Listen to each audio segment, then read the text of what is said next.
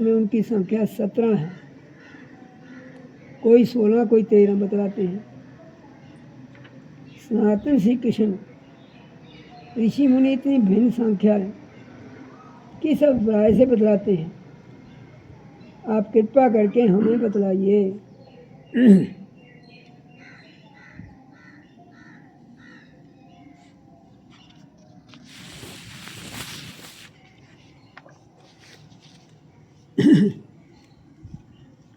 भगवान श्री कृष्ण का उद्धव जी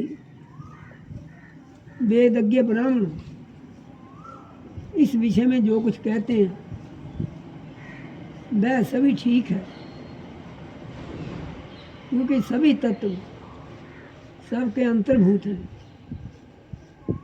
मेरी माया को स्वीकार करके क्या कहना असंभव है। जैसा तुम कहते हो वह ठीक नहीं है, जो मैं कहता हूँ वही यथार्थ है। इस प्रकार जगत के कारण के संबंध में विवाद इसलिए होता है कि मेरी शक्तियाँ 7 राज आदि गुणों और उनकी वृत्तियों का रहस्य लोग समझ नहीं पाते, इसलिए वे अपनी अपनी मनोवृत्तियों पर ही आग्रह कर बैठते हैं। सत्यवादी गुणों में शोभ से ही यह विविध कल्पना रूप प्रपंच जो नहीं था, केवल नाम है, उठ खड़ा हुआ है। यही वाद विवाद करने वालों का विवाद का विषय है। जब इंद्रियां अपने वश में हो जाती हैं या चित्त शांत हो जाता है, तब यह प्रपंच भी निवृत्त हो जाता है। उसकी निवृत्ति के साथ ही सारे वाद विवाद भी मिट जाते हैं। पुरुष श्रोमणे तत्वों का एक दूसरे में अनुप्रवेश है, इसलिए वक्ता तत्वों की संख्या जितनी बदलाना चाहता है उसके अनुसार कारण को कार्य में अथवा कार्य को कारण में मिलाकर अपनी इच्छित संख्या सिद्ध कर लेता है। ऐसा देखा जाता है कि एक ही तत्व में बहुत से दूसरे तत्वों का अंतर्भाव हो गया है।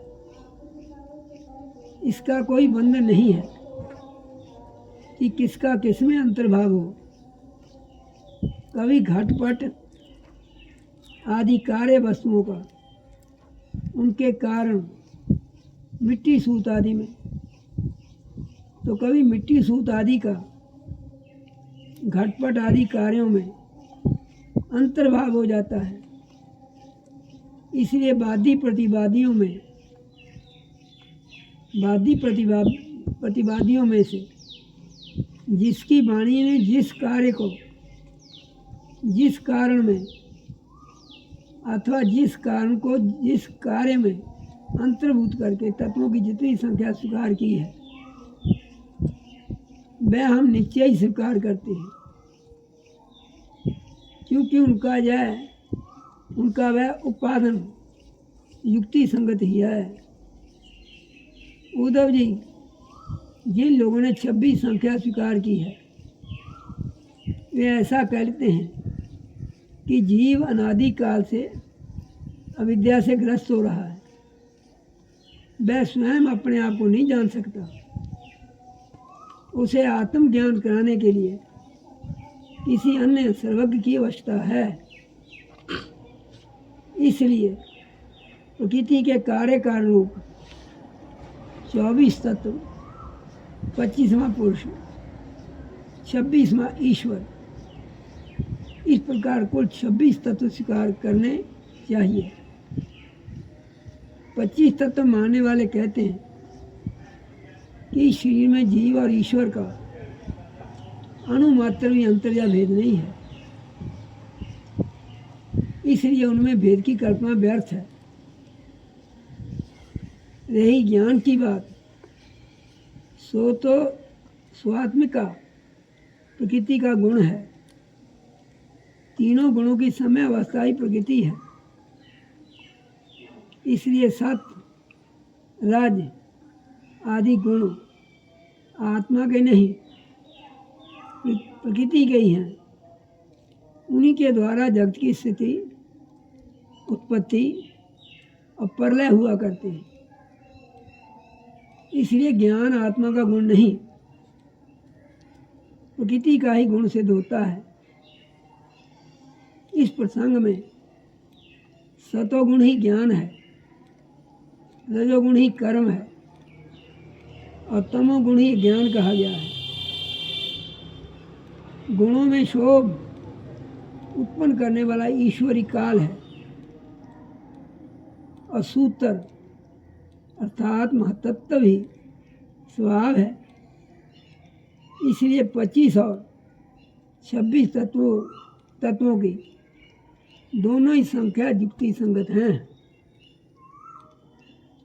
उद्धव जी, यदि तीनों गुणों को प्रकृति से अलग मान लिया जाए, जैसा कि उनकी उत्पत्ति और प्रलय को देखते हुए मानना चाहिए, तो तत्वों की संख्या स्वयं ही 28 हो जाती है। उन तीनों के अतिरिक्त 25 ये हैं: पुरुष, प्रकृति, महत्तत्व, अहंकार, आकाश, वायु, तेज, जल और पृथ्वी। ये 9 तत्व मैं पहले गिना चुका हूँ। श्रोत्र, त्वचा, चक्षु, नासिका और रसना, ये 5 ज्ञानेंद्रिय। वाक, पाणी, पाद, वायु और उपस, ये 5 कर्मेंद्रियाँ। तथा मन, जो कर्मेंद्रिय और ज्ञानेंद्रिय दोनों ही हैं। इस प्रकार कुल 11 इंद्रियाँ तथा शब्द, स्पर्श, रूप, रस और गंध, ये ज्ञान इंद्रियों के 5 विषय। इस प्रकार 3, 9, 11 और 5 सब मिलाकर 28 तत्व होते हैं। कर्म इंद्रियों के द्वारा होने वाले 5 कर्म, चलना, बोलना, मल त्याग करना, पेशाब करना और काम करना, इनके द्वारा तत्वों की संख्या नहीं बढ़ती। इन्हें कर्मेंद्रिय स्वरूप ही मानना चाहिए। सृष्टि के आरंभ में कार्य 11 इंद्रियां और 5 भूत और कारण महत्तत्ववादी के रूप में प्रकृति ही रहती है। वे ही सतोगुण, रजोगुण और तमोगुण की सहायता से जगत की स्थिति, उत्पत्ति और संहार संबंधी अवस्थाएं धारण करती हैं। अव्यक्त पुरुष तो प्रकृति और उसकी अवस्थाओं का केवल साक्षी मात्र बना रहता है। महत्तत्ववादी कारण धातुएं विकार को प्राप्त होते हुए पुरुष के ईक्षण से शक्ति प्राप्त करके परस्पर मिल जाते हैं। प्रकृति का आश्रय लेकर उसी के बल से ब्रह्मांड की सृष्टि करते हैं। उद्धव जी, जो लोग तत्वों की संख्या 7 स्वीकार करते हैं, उनके विचार से आकाश, वायु, तेज, जल और पृथ्वी, ये 5 भूत, 6ठा जीव और 7वां परमात्मा, जो साक्षी, जीव और साक्ष्य जगत दोनों का अधिष्ठान है, ये ही तत्व हैं। देह, इंद्रियां और प्राण आदि की उत्पत्ति तो पंचभूतों से हुई है, इसलिए वे उन्हें अलग नहीं गिनते। जो लोग केवल 6 तत्व को स्वीकार करते हैं, वे कहते हैं 5 भूत हैं, 6ठा परम पुरुष परमात्मा। वह परमात्मा अपने बनाए हुए पंचभूतों से युक्त होकर देह आदि की सृष्टि करता है, उनमें जीव रूप से प्रवेश करता है। इस मत के अनुसार जीव का परमात्मा में और शरीर आदि का पंचभूतों में समावेश हो जाता है।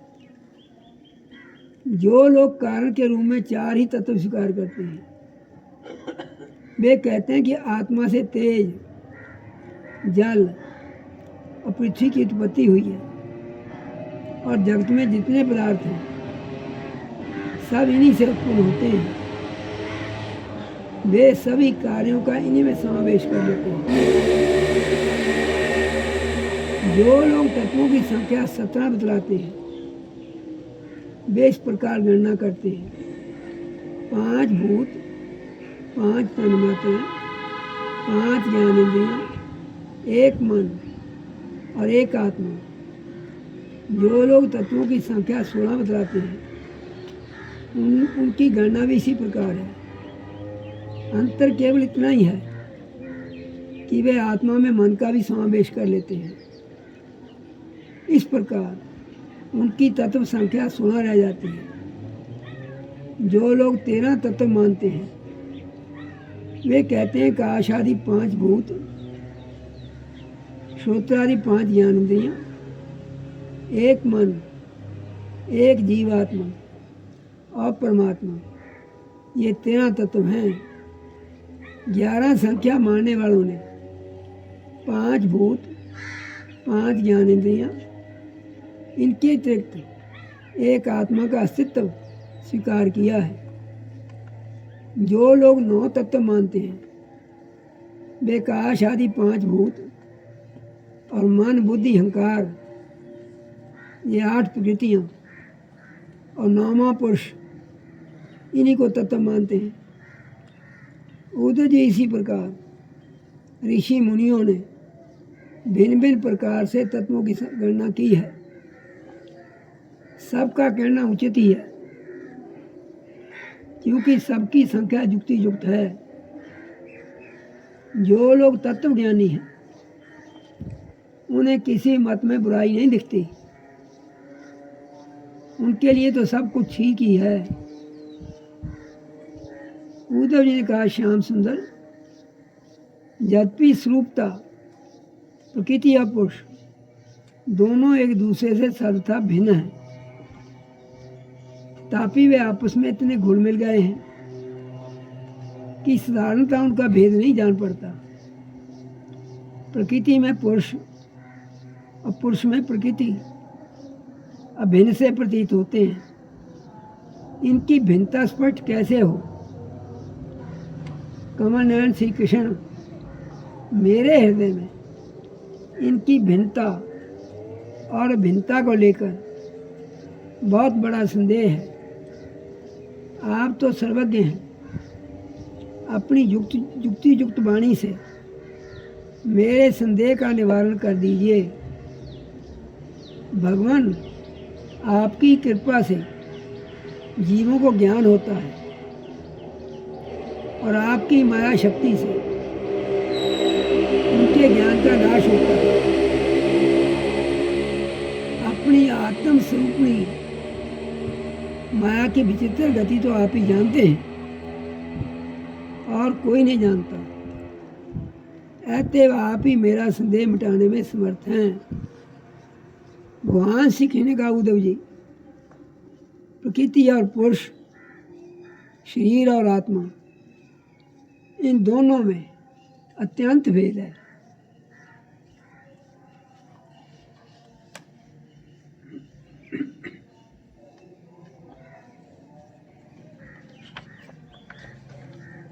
भेद है। इस प्राकृत जगत में जन्म, मरण, वृद्धि, ह्रास आदि विकार लगे ही रहते हैं। इसका कारण ये है कि यह गुणों के शोभ से ही बना है। तो ये मित्र, मेरी माया त्रिगुणात्मिका है। वही अपने सत राजादि गुणों से अनेकों प्रकार की भेद वृत्तियाँ पैदा कर देती हैं। यद्यपि इसका विस्तार असीम है, फिर भी इस विकारात्मक सृष्टि को 3 भागों में बांट सकते हैं। वे 3 भाग हैं, अध्यात्म, अधिदेव और अधिभूत। उदाहरणार्थ, नेत्र इंद्रिय अध्यात्म है, उसका विषय रूप अधिभूत है, और नेत्र गोलक में स्थित सूर्य देवता का अंश अधिदेव है। ये तीनों परस्पर एक दूसरे के आश्रय से सिद्ध होते हैं, इसलिए अध्यात्म, अधिदेव, अधिभूत ये तीनों ही परस्पर सापेक्ष हैं। परंतु आकाश में स्थित सूर्यमंडल इन तीनों की अपेक्षा से मुक्त है, क्योंकि वह स्वतः सिद्ध है। इसी प्रकार आत्मा भी उपरयुक्त तीनों भेदों का मूल कारण, उनका साक्षी, उनसे परे है। वही अपने स्वयं सिद्ध प्रकाश से समस्त सिद्ध पदार्थों की मूल सिद्धि है। उसी के द्वारा सबका प्रकाश होता है। जिस प्रकार चक्षु के 3 भेद बताए गए हैं, उसी प्रकार त्वचा, श्रोत्र, जिह्वा, नासिका और चित्त आदि के भी 3 भेद हैं। प्रकृति से महत्तत्व बनता है और महत्तत्व से अहंकार बनता है। इस प्रकार ये अहंकार गुणों के शोभ से उत्पन्न हुआ प्रकृति का ही एक विकार है। अहंकार के 3 भेद हैं, सात्विक, तामस और राजस। यह अहंकार ही अज्ञान और सृष्टि की विद्वत्ता का मूल कारण है। आत्मा ज्ञान स्वरूप है, उसका इन पदार्थों से ना तो कोई संबंध है, ना उनमें कोई विवाद की ही बात है।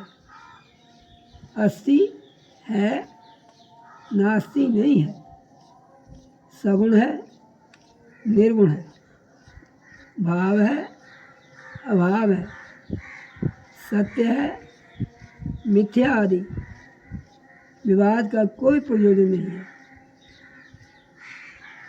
यह सर्वदा व्यर्थ है। तथापि जो लोग मुझसे अपने वास्तविक स्वरूप से विमुख हैं, वे इस विवाद से मुक्त नहीं हो सकते।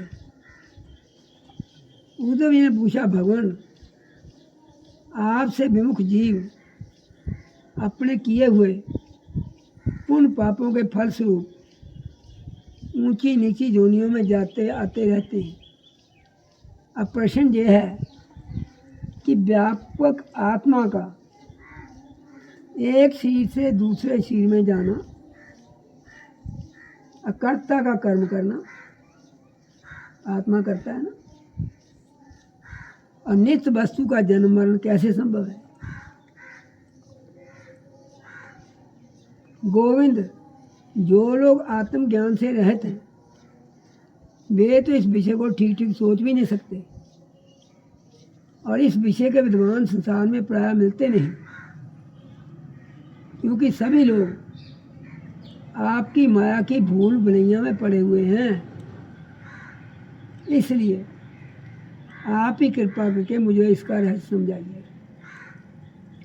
भगवान श्री कृष्ण ने कहा, ये उद्धव, मनुष्यों का मन कर्म संस्कार पुंज है, संस्कारों का पुंज है।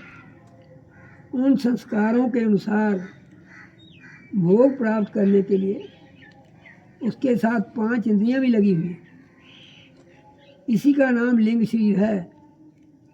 वही कर्मों के अनुसार एक शरीर से दूसरे शरीर में, एक लोक से दूसरे लोक में आता जाता है, आता जाता रहता है। आत्मा इस लिंग शरीर से सर्वथा पृथक है, उसका आना जाना नहीं होता। परंतु जब वह अपने को लिंग शरीर ही समझ बैठता है, उसी में अहंकार कर लेता है, तब उसे भी अपना आना जाना प्रतीत होने लगता है। मन कर्मों के अधीन है। वह देखे हुए या सुने हुए विषयों का चिंतन करने लगता है और क्षण भर में ही उनमें तदाकार हो जाता है तथा उन्हीं पूर्व चिंतन विषयों में लीन हो जाता है। धीरे धीरे उसकी स्मृति पूर्व पर का अनुसंधान भी नष्ट हो जाता है। उन देव आदि शरीरों में उसका इतना अभिनिवेश, इतनी तल्लीनता हो जाती है कि जीव को अपने पूर्व शरीर का स्मरण भी नहीं रहता। किसी भी कारण से शरीर को सर्वथा भूल जाना ही मृत्यु है।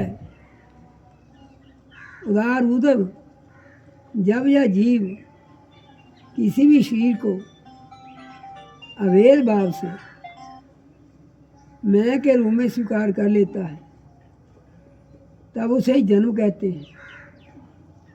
ठीक वैसे ही जैसे स्वप्नकालीन और मनोरथकालीन शरीर में अभिमान करना इस स्वप्न और मनोरथ कहा जाता है।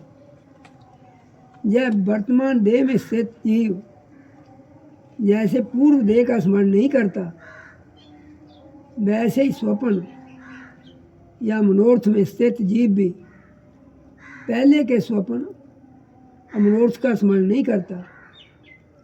प्रतियुत उस वर्तमान स्वप्न और मनोरथ में पूर्व सिद्ध होने पर भी अपने को नवीन सा ही समझता है। इंद्रियों के आश्रय मन या शरीर की सृष्टि से आत्म वस्तु में ये उत्तम है, ये मध्यम है और अदम की तीव्रता भासती है। उनमें वहन करने से ही आत्मा बाह्य और अभ्यंतर भेदों का हेतु मालूम पड़ने लगता है। जैसे दुष्ट पुत्र को उत्पन्न करने वाला पिता ही पुत्र के शत्रु मित्र आदि के लिए भेद का हेतु हो जाता है। प्यारे उद्धव, काल की गति सूक्ष्म है, उसे साधारणता देखा नहीं जा सकता। उसके द्वारा प्रतिक्षण ही शरीरों की उत्पत्ति और नाश होते रहते हैं। सूक्ष्म होने के कारण ही प्रतिक्षण होने वाले जन्म मरण आदि नहीं दिख पड़ते। जैसे काल के प्रभाव से दिए की लौ, नदियों का प्रवाह अथवा वृक्ष के फलों की विशेष विशेष अवस्थाएं बदलती रहती हैं।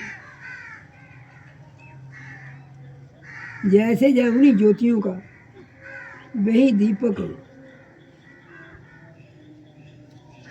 क्षीरों की आयु अवस्था आदि भी बदलती रहती है। जैसे जमुनी ज्योतियों का वही दीपक है, प्रवाह का या वही जल है, ऐसा समझना और कहना मिथ्या है। प्रवाह का जल तो कहीं का कहीं निकल गया, नहीं समझे? कितने पहुँच गया तू? की सुने? ਚੱਲਦਾ ਪ੍ਰਵਾਹ वो कितने गया प्रवाह? ਚੱਲ ਪ੍ਰਵਾਹ ਹੋਇਆ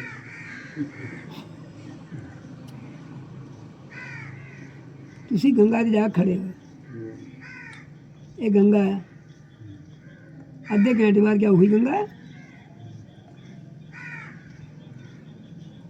वो तो जल कितने कितने चले गया, पर तुसी कहते हो वही है, वही है। ये समझा रहा या चाहता है।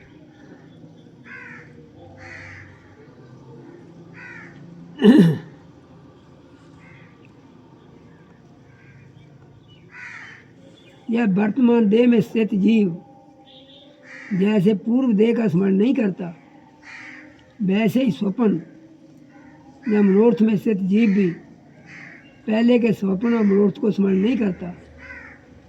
प्रतियोत उस वर्तमान स्वप्न और मनोरथ में पूर्व सिद्ध होने पर भी अपने को नवीन सा ही समझता है। इंद्रियों के आशय, मन या शरीर की सृष्टि से आत्म वस्तु में ये उत्तम है, ये मध्यम है और ये अधम की तीव्रताभासी है, उनमें अभिमान करने से ही आत्मा बाह्य और अभ्यंतर भेदों का हेतु मालूम पड़ने लगता है। जैसे दुष्ट पुत्र को उत्पन्न करने वाला पिता ही पुत्र के शत्रु मित्र आदि के लिए भेद का हेतु हो जाता है। प्यारे उद्धव, काल की गति सूक्ष्म है, उसे साधारणता देखा नहीं जा सकता। उसके द्वारा प्रतिक्षण ही शरीरों की उत्पत्ति और नाश होते रहते हैं। सूक्ष्म होने के कारण ही प्रतिक्षण होने वाले जन्म मरण नहीं दिख पड़ते। जैसे काल के प्रभाव से दिए की लौ, नदियों के प्रवाह अथवा वृक्षों के फलों की विशेष विशेष अवस्थाएँ बदलती रहती हैं, वैसे स्मृत प्राणियों के शरीरों की आयु, अवस्था आदि भी बदलती रहती है। जैसे यमुनी ज्योतियों का वही दीपक है, प्रवाह का यह वही जल है, ऐसा समझना और कहना मिथ्या है। वैसे ही विषय चिंतन में व्यर्थ आयु बिताने वाला अविवेकी पुरुषों का ऐसा कहना और समझना भी कि यह वही पुरुष है, सर्वथा मिथ्या है। यद्यपि वह भ्रांत पुरुष भी अपने कर्मों के बीज द्वारा न पैदा होता है ना तो मरता ही है, वह भी जन्मा और अमर ही है, फिर भी भ्रांति से उत्पन्न होता है और मरता सा भी है। जैसे काठ से युक्त अग्नि पैदा होता है और नष्ट होता दिखाई पड़ता है। उद्धव जी, गर्भाधान, गर्भ वृद्धि, जन्म, बाल्यावस्था, कुमारावस्था, जवानी, अधेड़ अवस्था, बुढ़ापा और मृत्यु, ये 9 अवस्थाएं शरीर की ही हैं। यह शरीर जीव से भिन्न है और ये ऊंची नीची अवस्थाएं उसके मनोरथ के अनुसार ही हैं, परंतु वह अज्ञानवश गुणों के संग से इन्हें अपनी मानकर भटकने लगता है और कभी कभी विवेक हो जाने पर इन्हें छोड़ भी देता है। पिता को पुत्र के जन्म से, मैं सभी जगह ही कहता हूँ, पुत्र पैदा किए ना, ऐसे ही मैं पैदा हुआ। पिता तुम्हारे सामने गया ना, ऐसे मैं जानो। जन्म से पुत्र को पिता की मृत्यु से अपने अपने जन्म मरण का अनुमान कर लेना चाहिए। जन्म मृत्यु से युक्त देहों का दृष्टा जन्म और मृत्यु से युक्त शरीर नहीं है। जैसे जौ, गेहूँ आदि फसल बोने पर उगाती है, पक जाने पर काट दी जाती है, किंतु जो पुरुष उनके उन्हें और काटने का जानने वाला साक्षी है, वह उनसे सर्वथा पृथक है। वैसे ही जो शरीर और उसकी वस्तुओं का साक्षी है, वह शरीर से सर्वथा पृथक है। अज्ञानी पुरुष इस प्रकार प्रकृति और शरीर से आत्मा का विवेचन नहीं करते। वे उसे उनसे तत्वतः अलग अनुभव नहीं करते और विषय भोग में सच्चा सुख मानने लगते हैं तथा उसी में मोहित हो जाते हैं। इसी से उन्हें जन्म मृत्यु रूप संसार में भटकना पड़ता है। जब विवेकी जीव अपने कर्मों के अनुसार जन्म मृत्यु के चक्कर में भटकने लगता है, तब सात्विक कर्मों की शक्ति से वह ऋषि लोक और देवलोक में, राजसिक कर्मों की शक्ति से मनुष्य और असुर योनियों में तथा तामसिक कर्मों की शक्ति से भूत, प्रेत एवं पशु पक्षी आदि योनियों में जाता है। जब मनुष्य किसी को नाचते गाते देखता है, तब वह स्वयं भी उसका अनुकरण करने, तान तोड़ने लगता है। वैसे ही जब जीव बुद्धि के गुणों को देखता है, तब स्वयं निष्क्रिय होने पर भी उसका अनुकरण करने के लिए बाध्य हो जाता है। जैसे नदी, तालाब आदि के जल के हिलने से या चंचल होने पर उसमें प्रतिबिंबित तट के वृक्ष भी उसके साथ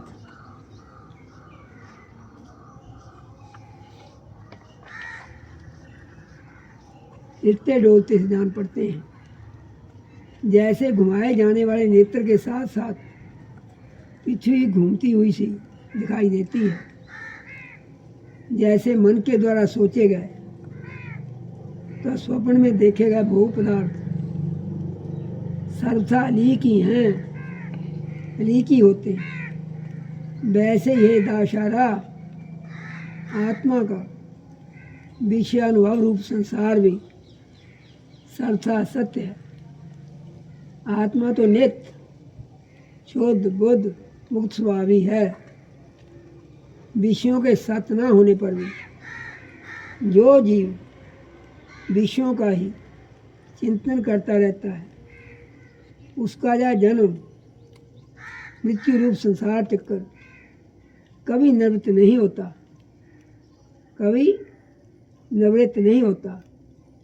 जैसे स्वप्न में प्राप्त अनर्थ परंपरा जागे बिना निवृत्त नहीं होती। प्रिय उद्धव, इसलिए इन दुष्ट कभी तृप्त न होने वाली इंद्रियों से विषयों को मत भोगो। आत्म विषय का ज्ञान से प्रतीत होने वाला संसार का भेदभाव भ्रम मूल की है, ऐसा समझो। असाधु पुरुष गर्दन पकड़कर बाहर निकाल दे, वाणी द्वारा अपमान करे, उपहास करे, निंदा करे, मारे पीटे बांधे, आजीविका छीन ले, ऊपर थूक दे, मूत्र कर दे, अथवा तरह से विचलित करे, निष्ठा से ढिगाने की चेष्टा करे, उनके किसी भी उपद्रव से क्षुब्ध ना होना चाहिए, क्योंकि वे तो बेचारे अज्ञानी हैं, उन्हें परमार्थ का तो पता ही नहीं है। अतः जो अपने कल्याण का इच्छुक है, उसे सभी कठिनाइयों से अपनी विवेक बुद्धि द्वारा ही, किसी बाह्य साधन से नहीं, अपने को बचा लेना चाहिए। वस्तुतः आत्मदृष्टि ही समस्त विपत्तियों से बचने का एकमात्र साधन है। आत्मदृष्टि किसे कहते हैं घंटू?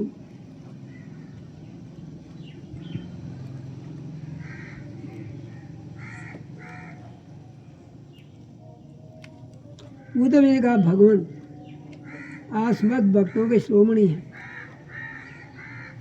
मैं इस दुर्जनों से किए गए तिरस्कार को अपने मन में अत्यंत सहज समझता हूँ। अतः जैसे मैं इसको समझ सकूं, आपका उपदेश जीवन में धारण कर सकूं, वैसे हमें बतलाइए। विश्वात्मन जो आपके भागवत धर्म के आचरण में प्रेम पूर्वक संलग्न है, जिन्होंने आपके चरण कमलों का आश्रय ले लिया है, उन शांत पुरुषों के अतिरिक्त बड़े बड़े विद्वानों के लिए भी दुष्टों के द्वारा किया हुआ तिरस्कार सह लेना अत्यंत कठिन है, क्योंकि प्रकृति अत्यंत बलवती है। हरिओम तत्सत। सवेरे वर्षा ना हुई,